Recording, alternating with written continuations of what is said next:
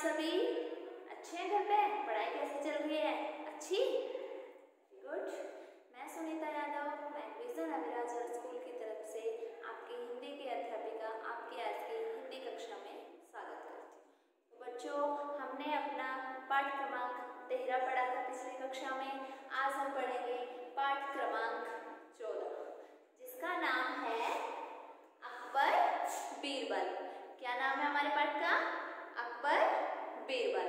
ठीक है, तो सबसे पहले बच्चों हम देखते हैं कि हमारे पाठ में जो कठिन शब्द आए हुए हैं वो कौन कौन से हैं, यानी शब्दार्थ। तीव्र, तीव्र का मतलब होता है बच्चा तेज। चतुर, चतुर मतलब होता है समझदार।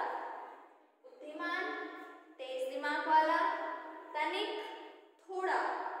मिश्रण, मिलावट, यानी जैसे दो चीजों को आपस में मिलाते हैं ना, मिलावट। नवरत्न मतलब होता है नौ रतन। नव का मतलब नौ, रतन, रतन यानी नौ रतन। ठीक है, तो पाठ में जुड़े कुछ शब्द हैं महान, बुद्धिमान, चतुर, मिश्रण और तनिक। तो आज का हमारा पाठ है अकबर बीरबल। आपने अकबर बीरबल की बहुत सारी कहानियां सुनी होगी ना। कौन था अकबर? एक महान राजा है ना, और उसका मंत्री था बीरबल। तो आज हम एक उन्हीं की कहानी पढ़ते हैं। हमारे पाठ में दिया है अकबर बीरबल की एक कहानी। ये है राजा अकबर। देखिए बच्चों, एक था बादशाह बड़ा महान, यानी जो एक बादशाह यानी राजा था बहुत ही महान था, जिसका नाम था अकबर। बीरबल था मंत्री उनका। अकबर का मंत्री कौन था? बीरबल। तीव्र और बुद्धिमान, यानी तीव्र मतलब तेज, बुद्धिमान मतलब तेज दिमाग वाला, है ना। बहुत चतुर था, तेज दिमाग वाला, बुद्धिमान था। ठीक है, रखी पहेली अकबर ने एक दिन क्या हुआ, राज दरबार में सभी मंत्रीगण बैठे हुए थे। तभी बादशाह अकबर के मन में एक विचार आया। उन्होंने एक पहेली रखी। क्या थी? सामने एक बर्तन दिखाते हुए, क्या था उसमें? एक में चीनी और रेत, दोनों अलग अलग थे। राजा ने क्या किया? उन दोनों को मिला दिया, यानी मिश्रण बना दिया, मिलावट कर दी दोनों की। ठीक है, अकबर राजा था, उसने सभी से क्या, सबकी बुद्धि जांचने के लिए, है ना, सभी मंत्रियों की बुद्धि जांचने के लिए कि किसमें कितनी बुद्धि है, देखते हैं कौन तेज दिमाग वाला है। तो उसने चीनी और रेत को दोनों को मिला दिया। फिर क्या किया और क्या शर्त रखी कि कोई भी इसे छलनी से नहीं छानेगा और किसी भी बर्तन का प्रयोग नहीं करेगा।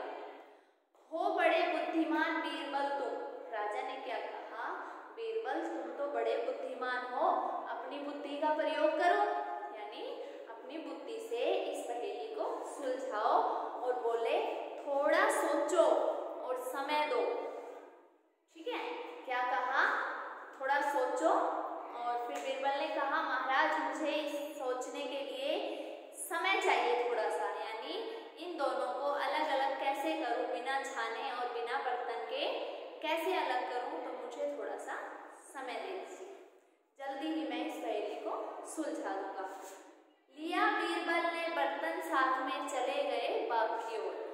वो बर्तन जिसमें मिट्टी और रेत मिला हुआ था वो लिया बीरबल ने, और क्या किया? बाग की तरफ यानी बगीचे की तरफ चले गए। सूझा उनको एक उपाय, यानी एक तरकीब आई उनको। जब चींटी देखी आती अपनी ओर, यानी जब चींटी थी, कीड़ी होती हैं छोटी छोटी, वो बाग में जैसे उनका बिल होता है ना, देखी होंगी आपने भी, तो वो जैसे ही बीरबल ने देखी तो उसके मन में एक सुझाव आया।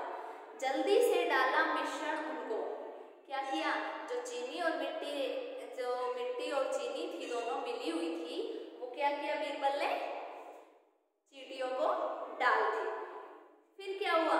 चींटियां खाने लगी, है ना, क्योंकि मीठे में तो चींटी जल्दी आती है ना। तो चींटी क्या करी? चीनी को खाने लगी ढूंढ ढूंढ के। पहुंच गए बुलाने फिर बादशाह को बीरबल बाग में, यानी बीरबल फिर कहाँ गए? बादशाह अकबर के पास गए उन्हें फिर दिखाई अकबर को पड़ी रेत, यानी अकबर जो बादशाह थे उनको बोला कि ये देखिए महाराज रेत।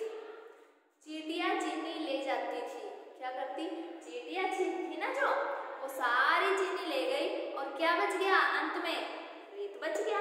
बिना पानी छलनी के रेत से अलग हो जाती है ना। तो चीनी बिना छाने हुए, बिना छलनी के इस्तेमाल हुए और बिना ही दूसरे बर्तन में अलग किए चीनी और मिट्टी को अलग कर दिया। इसी बुद्धिमत्ता के कारण बीरबल नवरत्नों में आते थे, यानी बीरबल थे जो वो बहुत ही बुद्धिमान थे। वह अपनी बुद्धि से हर एक उलझा हुआ सवाल, जितनी भी जो भी पहेलियां थी जो नहीं सुलझ सकती थी किसी से, वो अकेला बीरबल सुलझा सकता था। इसलिए उसे किसकी उपाधि दी गई, नवरत्न की, है ना। अपनी चतुराई के बल पर सम्मान बहुत पाते थे। इसी अपनी चतुराई, सूझबूझ और समझ के कारण बीरबल बहुत ही सम्मान पाते थे। ठीक है बच्चों, बीरबल एक बहुत ही बुद्धिमान किस्म का व्यक्ति था, उसकी बुद्धि का कोई अंत नहीं था। जितनी भी पहेलियां थी, जितने भी सुझाव चाहिए थे, महाराज किसको याद करते थे, मंत्री बीरबल को। ठीक है, तो ये थी हमारी आज की अकबर बीरबल की कहानी। आशा करती हूँ आपको अच्छी लगी होंगी और आपके आसपास, आपके पास कोई और बुक हो, कोई और किताब हो, उनमें से आप अकबर बीरबल की कहानी पढ़ सकते हैं। और बच्चों, जो आज मैंने आपको पढ़ाई है वो आपकी पाठ्य पुस्तिका में पाठ क्रमांक 14 है। आप भी इसको अच्छे से पढ़ना और जो ये मैंने कठिन शब्द दिए हैं यानी शब्दार्थ दिए हैं